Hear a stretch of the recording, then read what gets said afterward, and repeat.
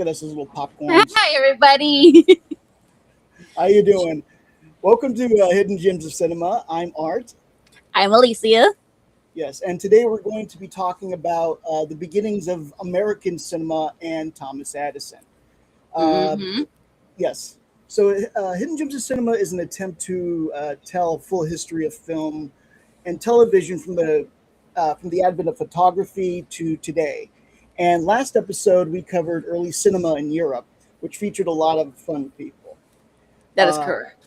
yes, this time, not so fun people. This time, let's say So, fun yes, people. this time we get to shift over to the American side of things. So, we get to find out about Thomas Edison. We always associate him with his inventions, such as the light bulb, the phonograph. But, hmm, Yes, Thomas Edison film industry? Wait a minute. How is that possible? yes, but we're not. Well, I mean, we'll be mainly focusing on him, but this is also where we start to feature a few of these other uh, few soon to be hot shots, you know, and industry moguls who start off during this time as well, and and a lot of them start off trying to build their own theaters and whatnot. So that'll be a fun thing. See, Edison got the idea of motion pictures, and the thing about him was he wouldn't just invent something unless it could benefit him. And Hmm. so I mean, so he had the camera built with the help of William Dixon, Hmm. and um, but what good is a camera if you can't play it back, right? That's very So true. right, so he invented the kinetoscope, and eventually he purchased a projector and then sold it off as his own invention. But hey, I mean, what good is having something to play it back with if you don't have a place to exhibit them, right? That's true. You need someplace to display it because you can't just watch it from your home because you probably wouldn't have the proper equipment. You probably don't have a large enough area to watch these screens and stuff like that. So, how else are you going to watch these things unless you have the means to do so? Right. So in the process, you're creating a whole industry, right? Hmm. And what good is creating an industry if you can't profit off of it? That's very true. I think that's a Ferengi rule of acquisition. I'm going to have to look that up. I think Cork would be pleased to hear that. Saying, wait a minute, how can I make a profit? Movie Yes. industry profit. Oh, let's see if we can merge the two. Yes. And that's how, and that's what he Hi, figured out how Dutch. to do. Hi, Dutch. That's what he figured out how to do. By the way, we're live. We are live, Yes. actually. This is not pre recorded. So, the last couple of times we've been basically recording it, basically.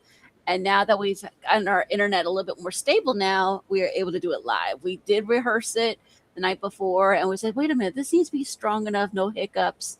Let's try to do this live. So, this is actually live. We are live today. Yes, we are. So yeah, I think that's enough of an introduction. Unless you have anything else to add. So basically, stay tuned for Edison, also his flopped inventions. We also have a street scene that we're going Oh to yeah, talk about recreation. So we're basically talking about three main topics today. So yes. in the Those are our three main segments. Yes. After this, we'll be talking about Edison's flops. A lot of his inventions that yes, didn't become big because he did a lot of those. I mean, and 90% of the stuff that fails is fine as long as 10% of it is the light bulb and the true, phonograph and exactly. As long as it's the main core of what he was, basically. right. But yeah, like I said, we're going to find out some of those flopped ones that basically are considered the graveyard. Yes, yes. And and we try to do something special. One of the films that one of the early Edison films actually is what I believe is the earliest footage of San Diego, and that's where we live. And so what we tried to do last year was find the exact spot where that was filmed, and recreate that shot. Hmm. Uh, about like 100 and something years to the day. Correct.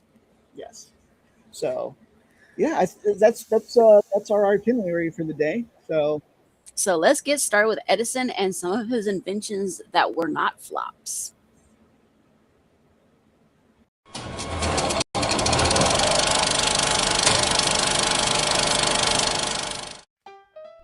in 1890, the U.S. Congress passed the Sherman Antitrust Act, which prevented anti-competitive agreements and monopolies by allowing the federal government to sue companies that attempted to monopolize an industry in the United States.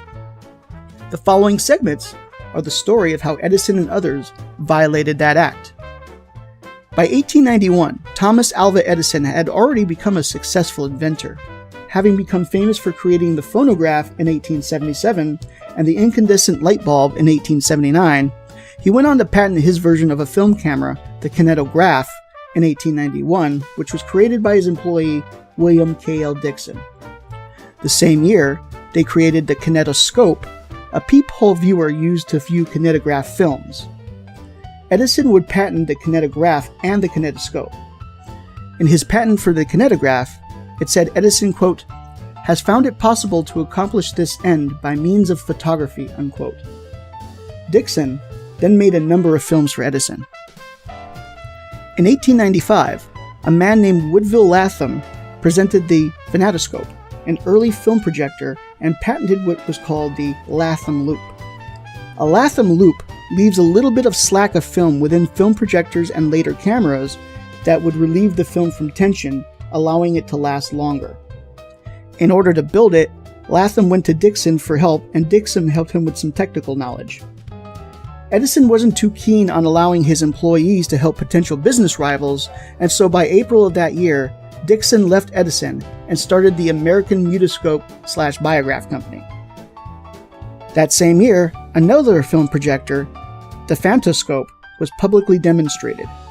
It was shown to the Kinetoscope Company, who agreed to manufacture it under the condition that the name be changed to Vitascope, and by that following year, Vitascopes were in exhibition. Also in 1896, a man named William Selig shot his first film called Tramp and the Dog. He went on to make a variety of films, including ones inspired by L. Frank Baum's Oz book series. Edison and his lawyers tried to shut him down, but Selig was smart enough to use film equipment that was free of any of Edison's patents. In order to keep those kinetoscopes and vitascopes constantly filled with new content, the Edison Company filmed over 1,000 films. They built the first movie studio in the US in West Orange, New Jersey to help facilitate filming, but they didn't just film there. They would travel and film around the world, making films such as A Street Scene in Hong Kong. He even sent filmographer Frederick Bilchedin to Los Angeles in 1898, who filmed some traffic at South Spring Street, which may have been the very earliest film footage shot in Los Angeles. In 1898 and in 1902, Edison sued the American Mutoscope Biograph Company, and the court sided with Mutoscope Biograph. The judge concluded in 1898, quote, the photographic reproduction of moving objects, the production from the negatives of a series of pictures representing the successive stages of motion, and the presentation of them by an exhibiting apparatus to the eye of the spectator in such rapid sequence as to blend them together and give the effect of a single picture in which the objects are moving, had been accomplished long before Mr. Edison entered the field. Unquote. One of Edison's more popular films was 1903's The Great Train Robbery, which was directed by Edwin S. Porter. That same year, they released Electrocuting an Elephant, which was sadly exactly what the name suggests. From a mounted police charge to a recreated execution of Mary Queen of Scots, these films were created at breakneck speed and with lots of help. From Mexico to Seattle, from Los Angeles to Newark, Edison's filmographers were everywhere, and the exhibitors who owned vaudeville theaters and penny arcades were excited to make money presenting them to the public. In order to exhibit these films, kinetoscopes and vitascopes were installed in many vaudeville theaters and penny arcades so that, for a nickel, you can view anything from a guy sneezing to boxing cats, from bodybuilders to dancers. One of Edison's films was funded by newspaper giant William Randolph Hearst, who paid for a trip to Cuba to film recreations of battles from the Spanish-American War. No actual fighting was caught on film, despite Edison's filmographer being in Cuba during the war. Soon, these penny arcades and vaudeville theaters would fill their spaces with kinetoscopes and become what were called Nickelodeons. Odeon for the Greek word for enclosed theater, and nickel because that's how much it cost to enter them and to view the films. These Nickelodeons became popular, and soon people like William Fox, Carl Laemmle, and Louis B. Mayer would start their film careers by opening their own Nickelodeons. Nickelodeons and later theaters would usually get their films from a distributor, which is sort of a middleman. A producer would sell their films to a distributor who would sell to multiple theaters to exhibit the films. This distributor would be paid by the theater owner. Another way was to have the producer enter into a contract with the theater to have a limited first-time run. Sometimes they would do both for maximum profit. These exhibitors would exhibit films from filmmakers such as the Lumiere brothers, George Méliès, and William Selig on their kinetoscopes and vitascopes, and Edison did not like that because he only wanted his own films played on his projectors. Edison did his best to control his patents and buy out others, going so far as to claim that he was the inventor of the film strip, to which the court replied, quote, "He was not the inventor of the film," unquote. He had sued just about every filmmaker in the business, so in 1908 he decided to try a different strategy. Along with George Eastman, George Méliès, William Klein, William Selig, Sigmund Lubin, and others, Edison founded the Motion Picture Patents Company, which controlled the majority of patents used in the film industry. Edison tried to include the Mutoscope Biograph Company, but they were still in fight mode with Edison. They refused to join, and that same year, Biograph released a statement that read in part, quote, "Not only the Edison Company, but others engaged in the manufacture of such films have been compelled to adopt the camera with the Latham patent number 707934 dated April 26, 1902. The American Mutoscope and Biograph Company owns the Latham patent and has a suit pending against the Edison Company for infringing it," unquote. The Biograph Company paid $2,500 to purchase the Latham loop in order to humiliate Edison and sue William Fox, but after some negotiation, Biograph joined the Patents Company. Before all of that, Nickelodeons could simply buy films from studios and use them any way they wanted, often pairing them with other films. Now, with the MPPC in place, they could only rent the films at 13 cents a foot. They also had to pay a $2 licensing fee per month per projector to keep the theater open. In order to prevent exhibitors from showing foreign films, they also added a warning that playing films from anyone other than the MPPC on their projectors could be seen as infringement. The MPPC would go on to standardize parts of the early movie industry, such as the one-sheet movie poster and distribution practices. As a form of cost savings, movies lasted only 1 or 2 reels, although that changed after a few years. Yet, if a new filmmaker wanted to make their own films, they were out of luck. The company would not allow other studios to join, and attempting to make your own films with any equipment that used their patents would get you sued and your equipment either seized or destroyed by local law enforcement, or in some cases, hired thugs who would burn down studios and destroy camera equipment. As described by filmmaker Alan Duane, quote, "They found that by shooting holes through the camera, they could stop their use," unquote. You couldn't even buy the film because George Eastman was part of the patent company as well, and for his part, was unable to sell film to those outside the patent company. In order to counter this, in 1909, independent German filmmaker Carl Laemmle founded the Independent Movie Pictures Company, or the IMP, in the United States. It was based in New York, but had a studio in Fort Lee, New Jersey, in order to not only make their own films, but to challenge the MPPC legally. In response, the MPPC went to war with the IMP. They hired detectives to pose as actors or cameramen and gathered information about where and when they would film. Laemmle described that they, quote, "were shadowed, harassed, threatened, and assaulted," unquote, by the MPPC. He also said, quote, "When the present-day director instructs his cameraman to shoot, he probably does not realize that a similar order a couple of decades ago may have been taken literally," unquote. Meanwhile, in 1909, Selig, now part of the MPPC, and director Francis Boggs opened the very first film studio in Los Angeles and produced films such as The Count of Monte Cristo and The Coming of Columbus, which became popular in their own right. As Edison held an iron grip on the film industry, those who wanted to make films but weren't part of the MPPC also had a similar idea. California, was far enough away to where it would be difficult for the MPPC and their lawyers to track them down, and even if they did track them down, they could make a run for the border where the MPPC's patent powers had no jurisdiction.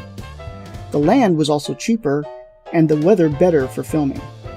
In 1911, wanting even more control over the industry, the MPPC founded the General Film Company, which began buying out distribution companies.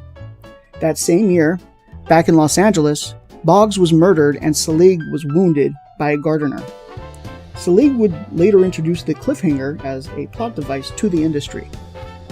By now, there had been numerous accusations against the MPPC suggesting that it had successfully staged a monopoly of the film industry, but many courts sided with the MPPC and their grip stayed iron tight until 1911, when George Eastman modified his part of the agreement so that he could sell his film to anybody outside the MPPC, thus making more money. Then in 1915, after a lengthy investigation and trial, the MPPC was found guilty of violating the Sherman Antitrust Act, threatening the company's very existence. Next time, we'll back up and talk about the history of Los Angeles, California, and its municipality, Hollywood. Oh boy, Edison. Oh no. Yes, next time as in next month. Yes, exactly. Yeah, we won't get into that today. But yeah, that's the Thomas Edison and a lot of what he did to control the film industry. How did you like my angry Edison? He's definitely a monopoly type of guy. Yeah, my favorite one is the one with him in the bat. Yeah, that's true. But that is a true fact, actually, folks, in case you were wondering, that actually Edison would have these people destroy these people's equipment because he's like, you know what, I want to be the top dog in many, many cases. Correct. Yeah. And so because of Edison, we have the word Nickelodeon. Yes, it's not the Nickelodeon that some of us grew up watching from the 80s and 90s and the early 2000s or whatever. This is a different kind of Nickelodeon. Yes. This is well, I mean, I explained it in the thing. Odeon is the Greek word for theater, and nickel is how much it costs to get in and watch the movies. Exactly. Think of the early versions of the Viewmaster that you probably had as a child or someone you knew had. But basically, the only difference is that these were on a larger screen and a larger scale for people to watch, and you had to pay money for that. With the Viewmasters that you had as a child, the only thing you had to pay for is actually the toy or the film reel in this case. I like that one, Dutch. Make error in your favor. Collect $200. Yes, exactly. But in this case, Edison gets the money. No one else gets the money. Exactly. Yeah. But yeah. So, and also, I mean, my other favorite one is the one where he's claiming that he invented the film strip, and George Eastman's just sitting there very uncomfortable, like, Yeah, he has the very visible confusion, like, what do you mean you invented the film strip? I think I did, but yeah. Yeah. The court was very clear that he did not invent the film strip. George Eastman invented the film strip, and so what he started to do instead was he started to work with these people, and they pooled their patents together. George Eastman and all those other guys. Biograph and all them, and they created the MPPC, the Motion Picture Patents Company. By the way, that's not the actual logo. Yeah, we could not find anything throughout all of our research. We looked and looked and looked. Unfortunately, it's lost to history at this point. So we made that logo. I think I just like skulls. Yeah, I wonder why. But same with the General Film Company. That's not the actual logo. Correct. But the IMP logo is real. Yes. So I thought it was ironic that it has the initials IMP, right? Yeah. So on the logo is actually like an imp on it. That's on purpose. So Carl Laemmle saw himself as an imp. That would make sense why he would put that on there then. Basically messing with the MPPC. Yeah, because he was not going to follow their rules. Right. I mean, I'm glad he didn't because it'd be a very different industry if Hollywood had stayed primarily in New Jersey. And a lot of these people did start off trying to follow the MPPC, and then Hmm. they ended up you know a lot of them ended up getting screwed one way or another, so they just went to war with them. Hmm. And yes, that is the same George Eastman who would come up with the Eastman Kodak. Yes, that is one of the same Dutch. Yes, we talked about that in the photography episode. Yeah. So that is our second episode, I believe. The first one. Okay. I couldn't remember which one. I knew it was one or two. Yes, definitely the first one. But yeah, so yeah, so like Edison, Edison's inventions didn't always Yeah, they weren't out. always successful. So he had a couple flops along the way. Some of them actually still exist to this day, and some of them are just rumors that they may have existed. We really don't know, but let's find out about those hidden ones from the graveyard, shall we?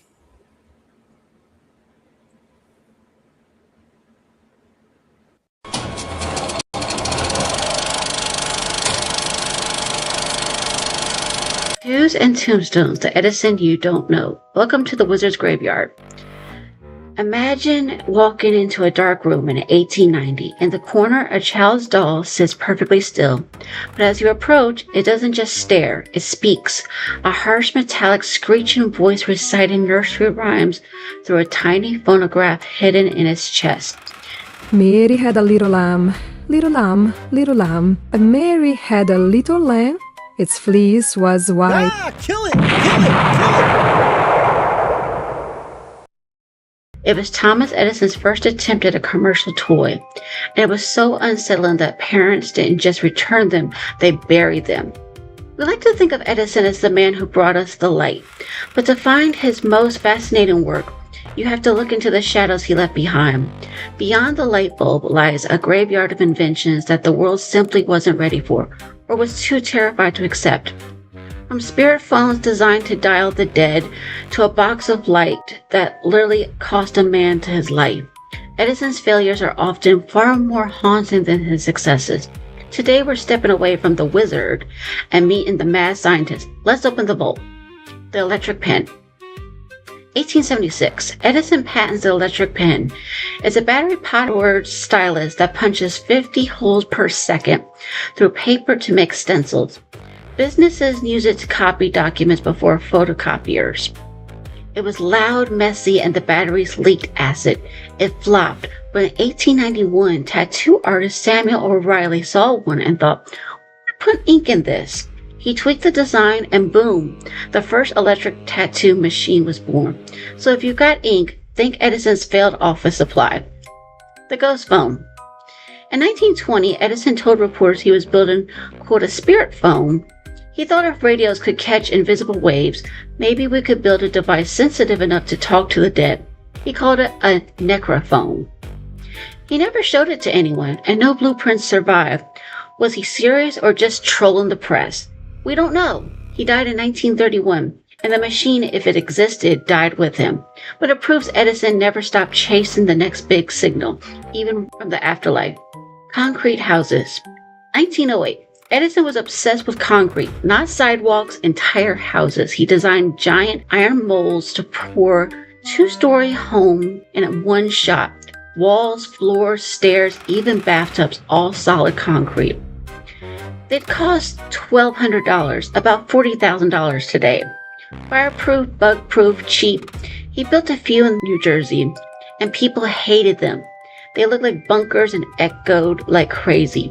The project died, but the houses, they're still standing 115 years later. Edison's biggest flop might outlive us all. The vote recorder. This was ironic. Edison's very first patent, 1869, was the electric vote recorder. Legislators would flip a switch at their desk. Yes or no votes were tallied instantaneously. Congress rejected it immediately. Why? The chairman told Edison, if there is any invention on earth we don't want down here, that is it. Slow roll call voters gave politicians time to lobby and cut deals. Efficiency wasn't the point. Edison learned early. Sometimes the tech isn't the problem, people are. The fluoroscope. While X-rays were discovered in 1895, Edison jumped on it. By 1896, he had a commercial fluoroscope, a box for live X-ray viewing. He marketed for boutiques, see if the shoes fit. But the wonder turned into horror. He dropped all X-ray work in 1903 after his assistant, Clarence Daly, suffered horrific radiation damage from testing the machines on himself. Both his arms were amputated before he died in 1904. Edison said, "Don't talk to me about X-rays. I am afraid of them." Even Edison had lines he wouldn't cross again. The remnants. So what lies on Edison's weird shelf? Tattoo guns, ghost detectors, and concrete bunkers. A voting machine that was too honest for politics, and an X-ray machine box that demanded a heavy price. We celebrate the man for the light bulb because it's easier to look at the light than to acknowledge the shadows he chased. But in those failures, we see the real man. Not a polished statue, but a restless, messy inventor who wasn't afraid to be wrong, weird, or even a little bit terrifying. History isn't just made of the things that worked, it's built on the bones of the things that didn't. Thanks for wandering through the graveyard with me. If you're into the stories that history tried to bury, share this episode. See you in the archives. Bye! Oh boy, that doll was creepy. So, in case you were wondering, Dutch, that doll's mouth actually did move very similarly. Actually, you could actually find those dolls on eBay, and I am not kidding. They are there, and there's also the electric pens that you can purchase for about $13,000.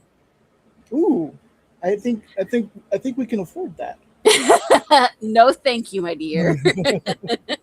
So the voice wasn't quite like that, but the voice was very mechanical because it had the phonograph inside of its stomach area and stuff like that. So yeah, we jokingly said kill it kind of thing. But the thing is, those things were terrifying because parents were very scared of those things and they didn't want their kids to have those kind of things. I mean, this is the precursor before Chucky, Annabelle, all of those dolls that are in horror films. This doll actually did exist and stuff like that. It was supposed to do nursery rhymes, I guess, in a way to teach kids the nursery rhymes that may not be familiar with it. But basically, this is the precursor to your Teddy Ruxpins back of the 80s and 90s. Come dream with me tonight. Teddy Ruxpin's a little less creepier compared to that doll. But I mean... You know, so according to my kids, all the animatronics that I loved are creepy. I think it's because they didn't grow up with Chuck E. Cheese. Probably. And also they didn't grow up at Disneyland like you did half the time. So I know I'm privileged.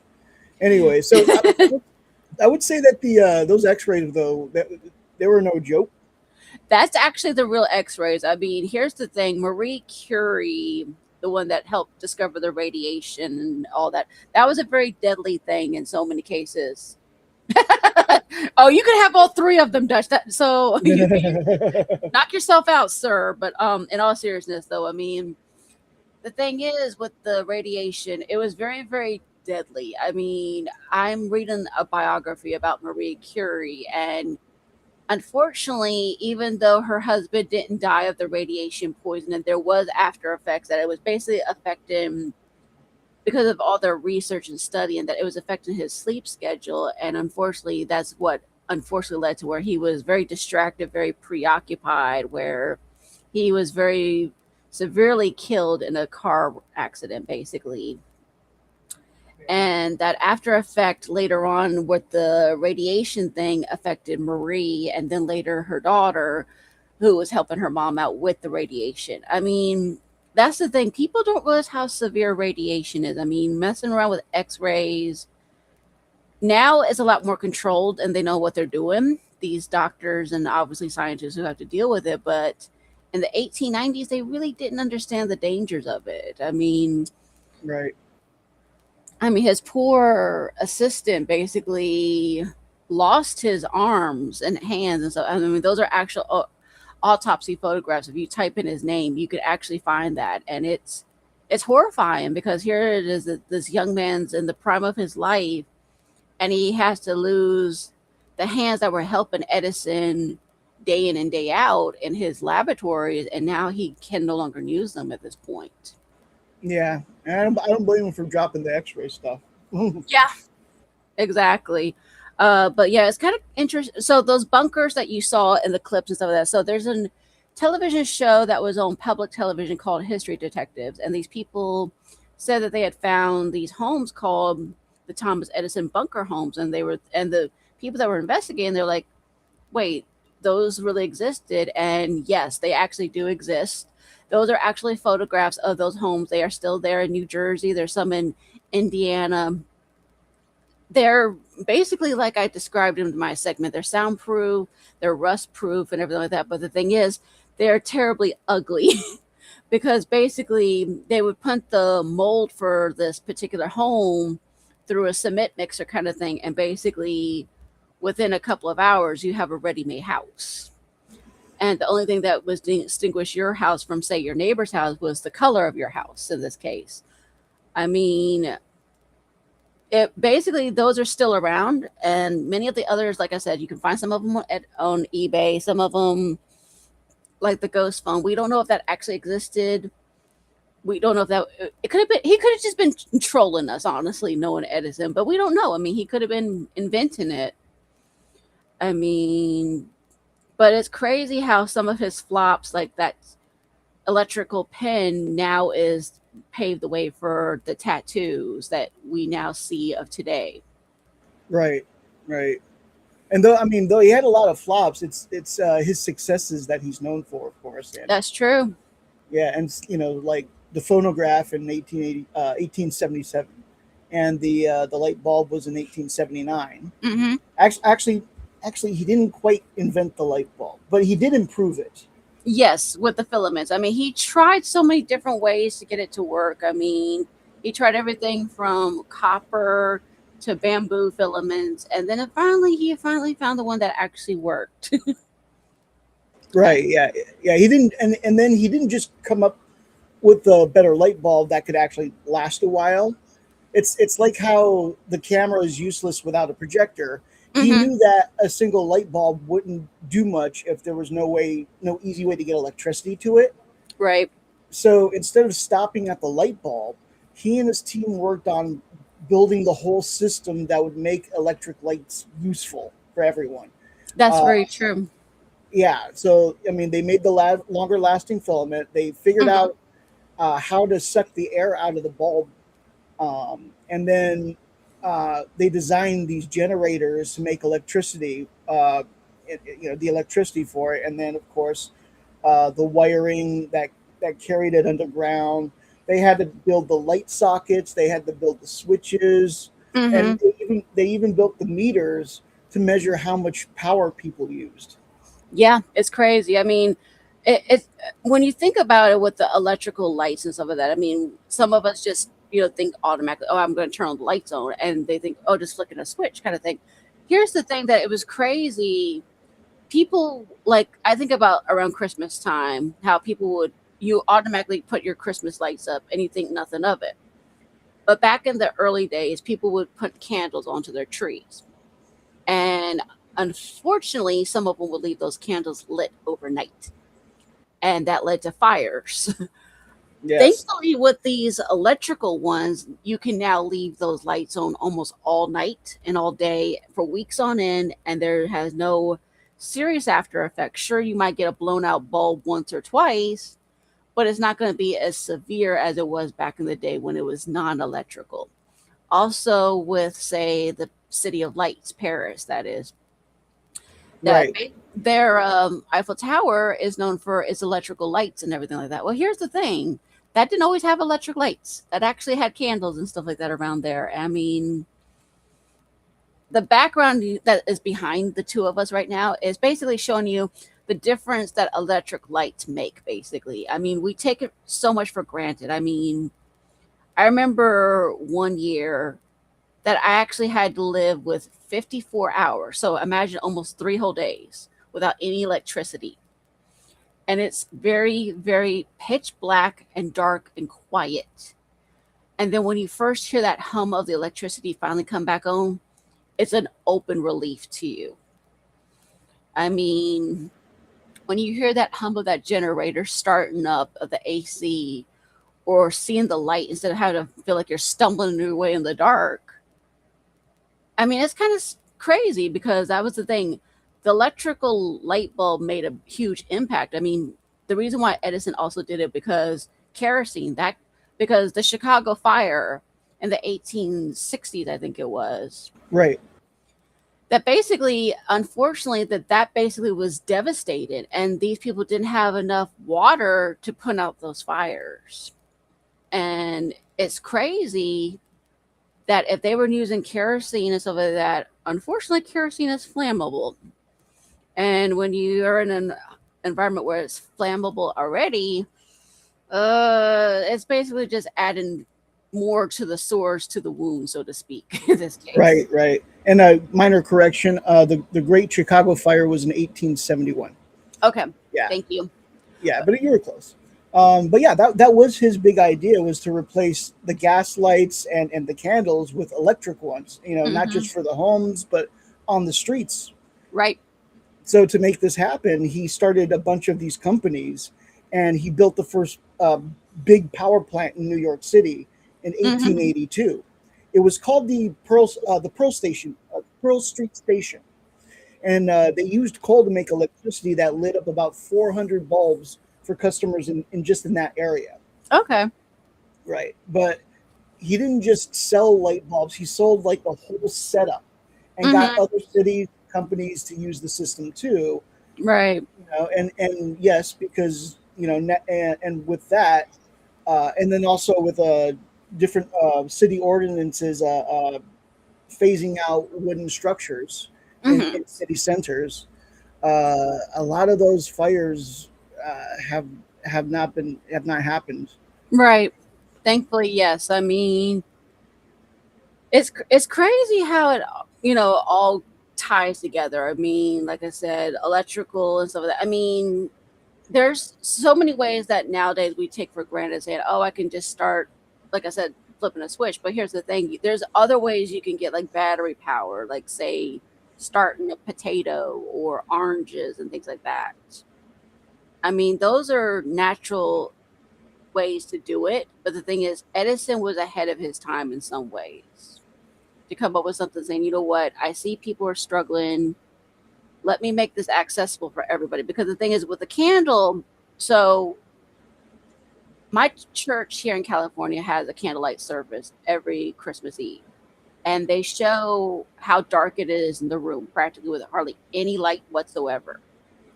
And then it shows how when one single light starts from a candle, and then gradually it spreads throughout the entire room. And then the entire room burns down. Nice try. I know you're kidding, but I know. But the thing is, in all seriousness, though, but it shows how even with the candlelight that you maybe use it in those kind of cases, is not as brightly lit as say a light bulb will be, basically in these cases. Right.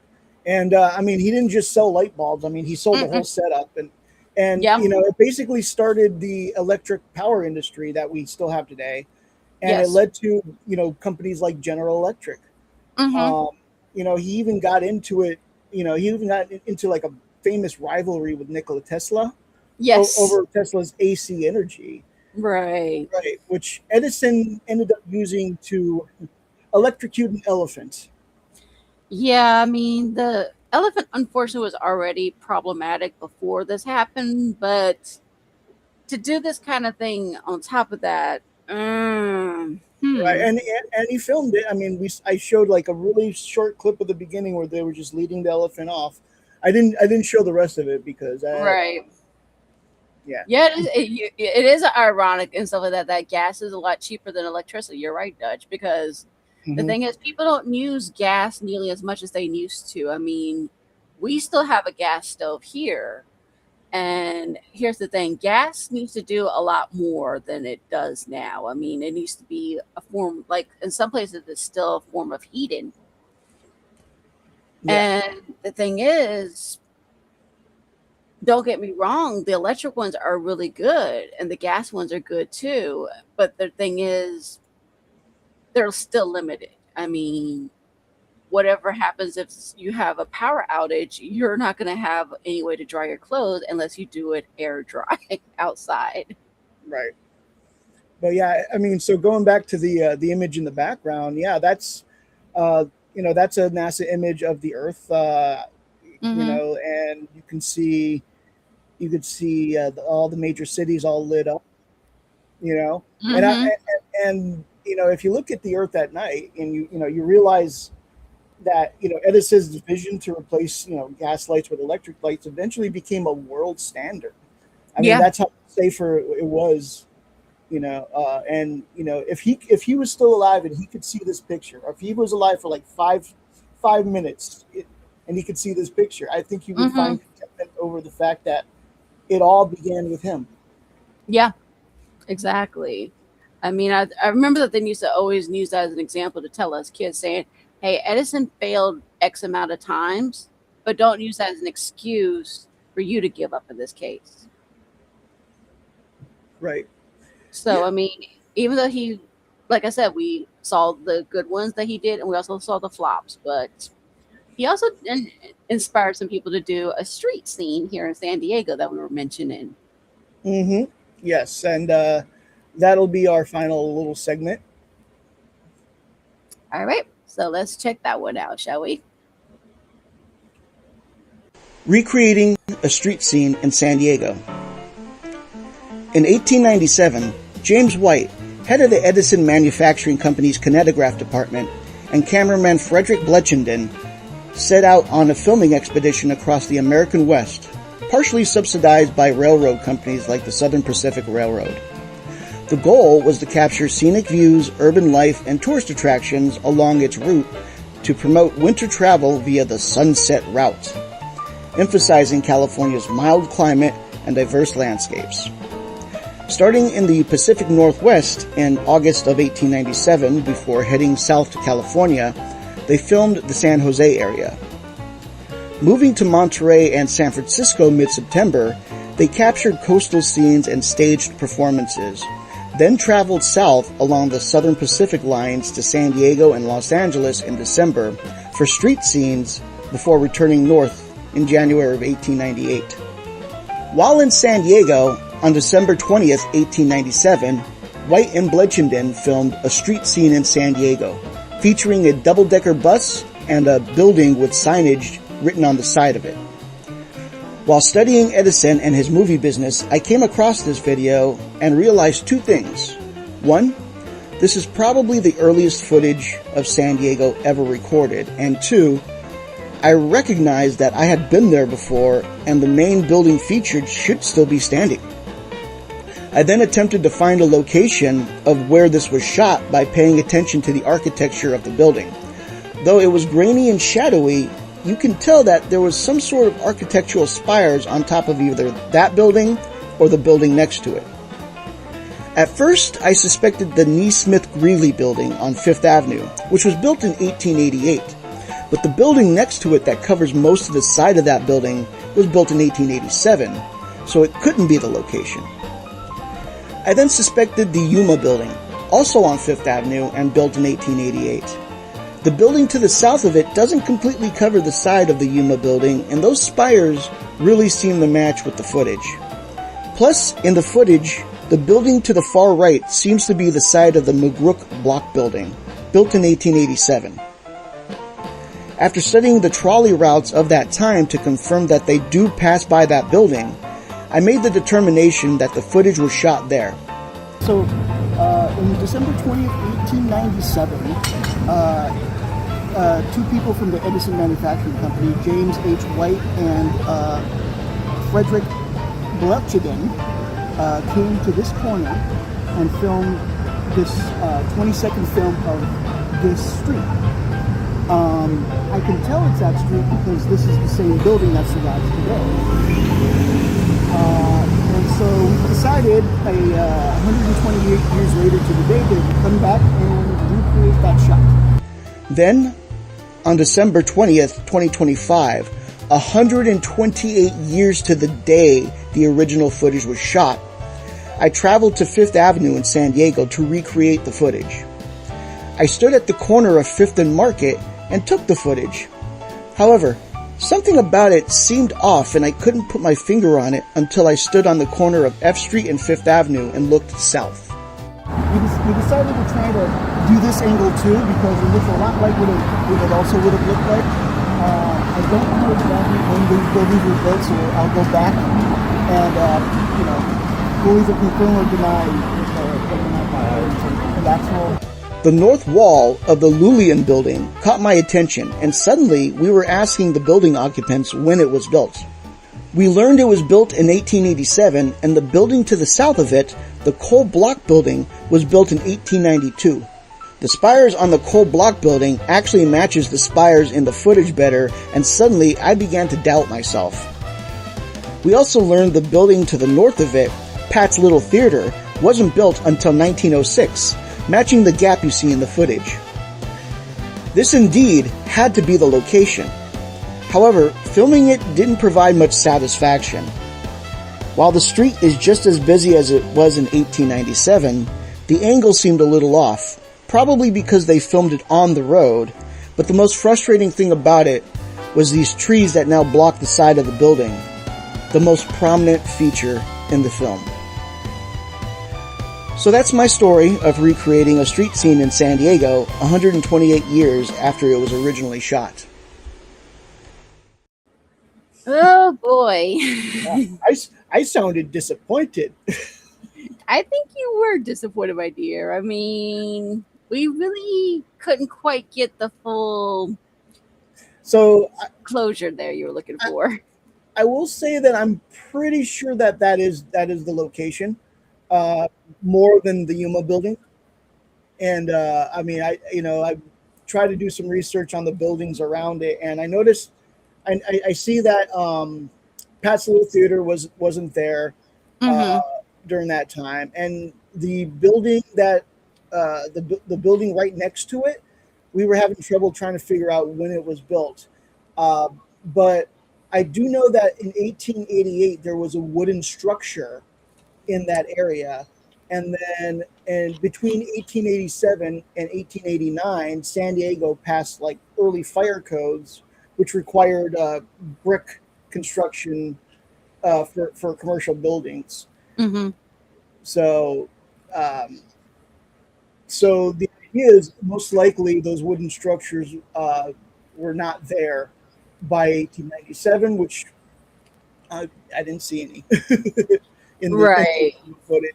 And the building next to it with the spires would be the coal block building.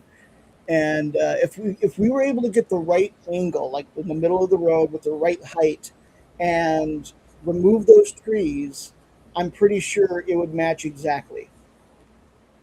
That's a good possibility. And thank you, Dutch. I mean, it was a team effort between the two of us. I mean, we were working together, just going up and down the street to find it and stuff like that. So the cool thing about here in San Diego is there's a lot of historical markers, especially in the gas lamp quarter where this is basically. Yeah, a lot of these older brick buildings will have a plaque that'll tell you what year it was built. Sometimes like what the building's known for, what it used to be. Yeah, I mean that's the unfortunately this one did not have that. But the cool thing about here in San Diego is a lot of the owners, they know that history basically when they purchase these properties, and they'll pass it on to the people that may be stopping by or visiting the area. And some of these areas that they reuse now as Airbnbs. And the prices for those are crazy. You thought that electric doll was expensive? These are like $10,000 a night. Yes. For like a 7-bedroom place. Yes, we looked it up just out of curiosity how much it would cost. So they're not exactly Airbnb. It's another company that's like Airbnb. Right. But yeah, they're the ones who handle the Yuma building at least, right? Yes. And so we looked up the Yuma building and we looked up how much it would cost, and it was over $10,000. And we just laughed for like 5 minutes because of how ridiculous expensive. Yes, and that's not even. So here's the thing: San Diego Comic-Con is coming up in about a month from now. Yes. And here's the thing: we were checking this out in December. Now, please understand, we were checking this in December.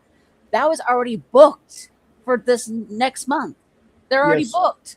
Yes, they probably already paid like a year in advance, Yeah. and yeah. So I'm assuming it's like a studio or something that's sending their actors, to Possibly, or someone that's really a huge fan of Comic Con and wants to spend nearly $20,000, not talking about anything else. on a location. I don't know about that. I think it's a studio, but anyway, I only a don't know. only Some people are huge fans and they'll do crazy stuff. I mean, we've seen all sorts of cosplays from people becoming the chandelier from the Phantom of the Opera to, as you saw one year, a chef Darth Vader. So anything well, is possible out here.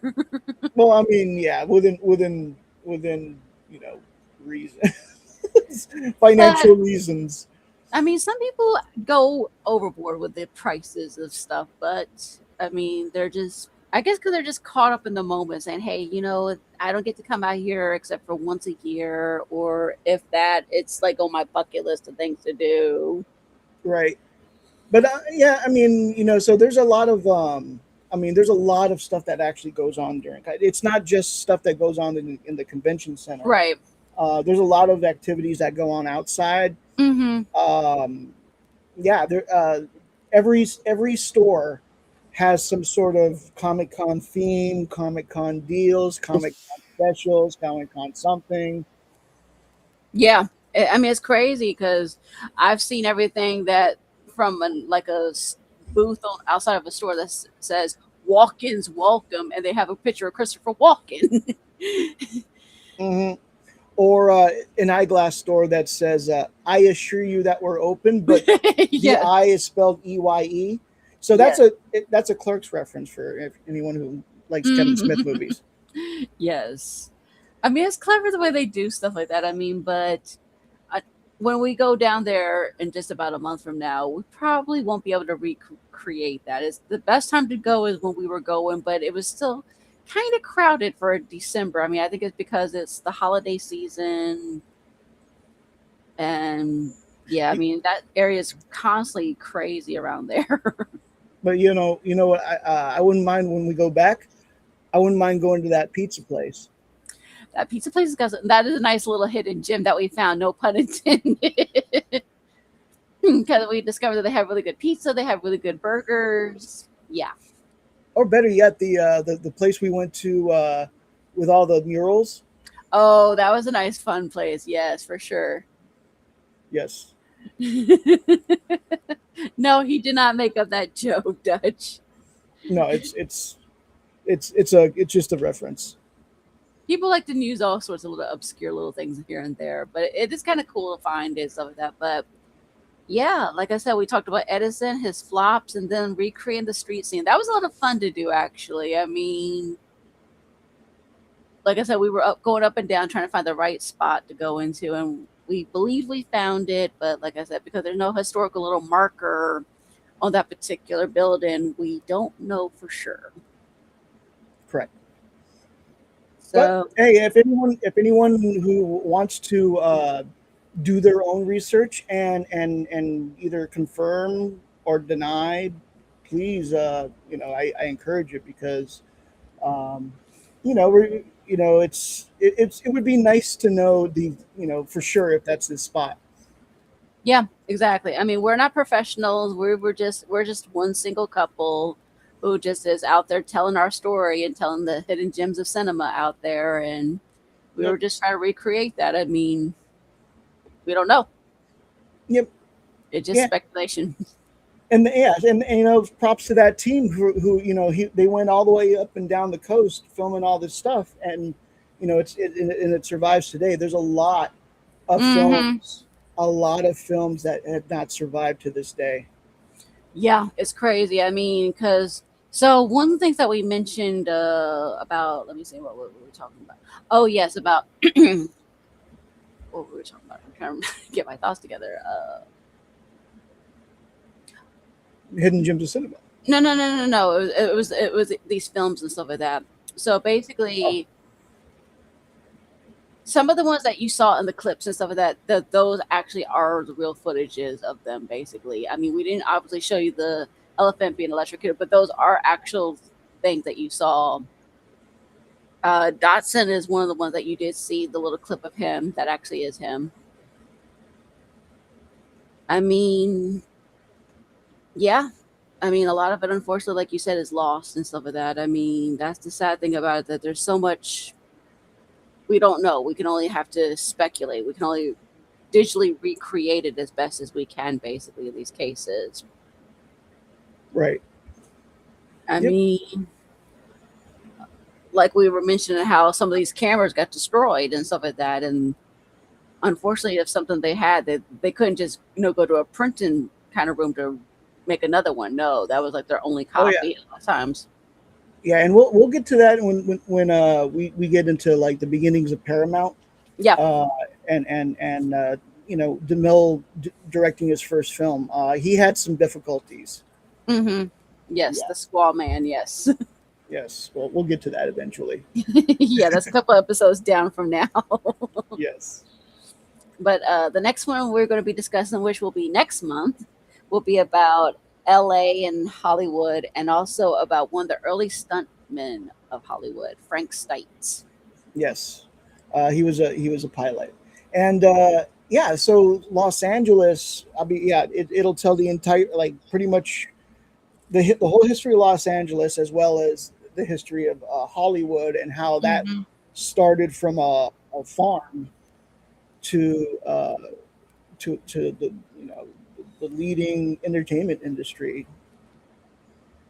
Mm-hmm, that's true. Oh, now I remember what I was going to say. So that thing that you mentioned about Cuba and how they didn't show any of the battles and stuff like that. So they were still in that era where, when on the previous segment that we had mentioned from the previous episode, where we're talking about war and photography. So at that time, they were basically just trying to give you a very polished look of how war was at that time. Yes. And unfortunately, with the Civil War, it basically showed us the more uglier aspects of the war, that you can't just quote whitewash it away or try to clean it up. Basically, that one, actually, they got to see the sadder sides of the war and how it was very much dramatized. Yes. But that was the case with, like I said, Edison. He was still in that mindset to try to get people the more polished view, because I believe, if I remember correctly, he had a commission with that government, and they said, "Hey, we don't mind you filming and stuff like that, but the thing is, you can't interfere." Well, William Randolph Hearst paid him to send people down there. Right.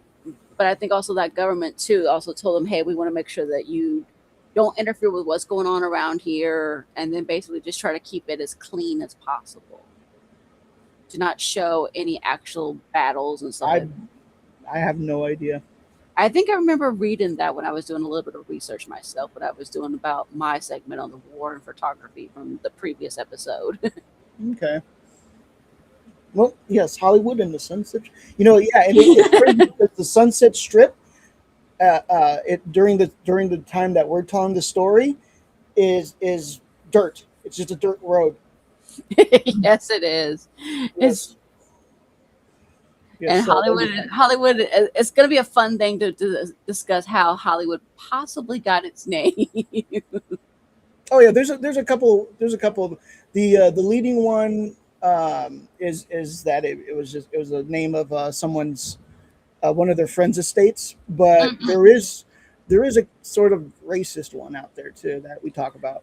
Yeah, exactly. But yeah, that should be fun. So yeah, that will be next month. I mean, we will also have the segments for this particular episode. They are already on our YouTube channel, so you guys can watch those. They're also on our Rumble as well, which is also known as the Dream Team as well. Yes, Hollywood Land.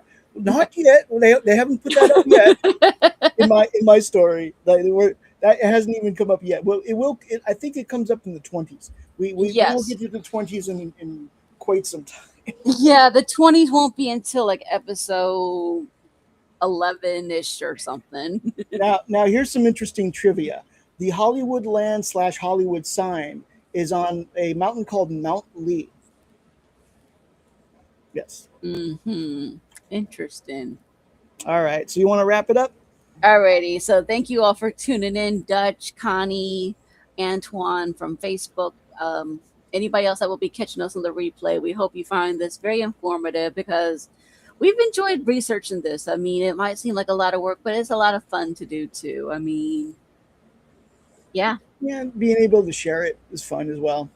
Definitely. I mean, some of it's AI, yes, but some of it is not AI. I mean, the doll stuff is kind of AI, but basically that is how the doll looked. I mean, we basically doctored it up a little bit, but had a little fun with this saying kill it kind of thing and blowing it up. Yes, and I had fun with making Edison beat up people's cameras with bats.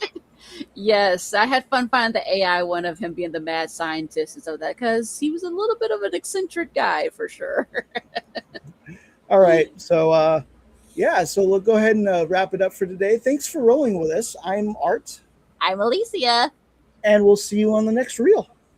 Bye. Bye-bye.